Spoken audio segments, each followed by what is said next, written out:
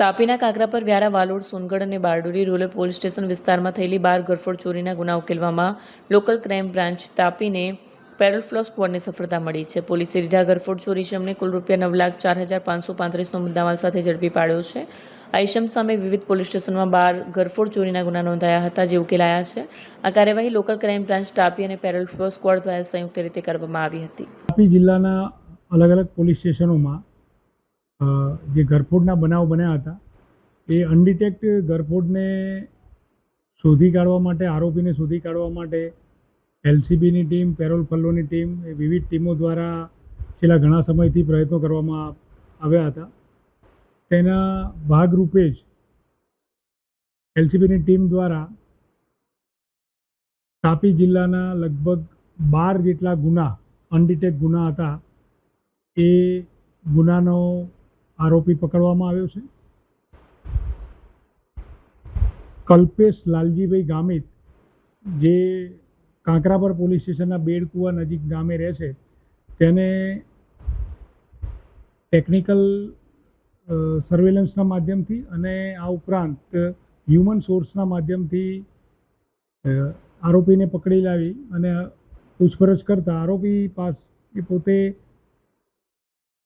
તાપી જિલ્લાના અને સુરત ગ્રામ્યનો પણ એક ગુનો આની સાથે ડિટેક્ટ થયો છે. તમામ ગુનાની એને કબૂલાત આપી છે કે આટલા ગુના એને ચોરી કરી છે. એ હિસાબે આરોપીએ 11 જેટલા ગુના તાપી જિલ્લાના અને એક ગુનો સુરત ગ્રામ્યનો બારડોલી પોલીસ સ્ટેશનનો જે ગુનો છે તે ડિટેક્ટ થયો છે.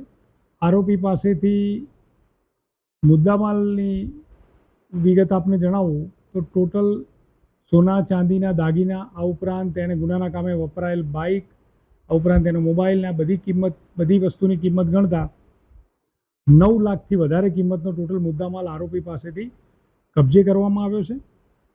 આ આરોપીએ મોટે ભાગે વ્યારા, સોનગઢ, વાલોડ, કાંકરાપાર આ પોલીસ સ્ટેશનોમાં જે ઘરફોડ થયેલી હતી તેના ગુનાની કબૂલાત આપી છે ને એ ગુના ડિટેક્ટ થયા છે.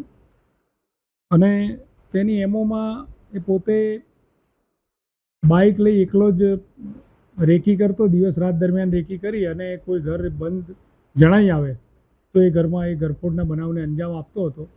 અને આમ તાપી જિલ્લાની એલસીબી અને પેરોલ ફલ્લોની ટીમે તાપી જિલ્લાના અને સુરત ગ્રામ્ય જિલ્લાના ગુના મળી ટોટલ 12 જેટલા અનડિટેક્ટ ગુના એ ડિટેક્ટ કર્યા છે અને 9 લાખથી વધારે કિંમતનો મુદ્દામાલ કબજે કરેલો છે.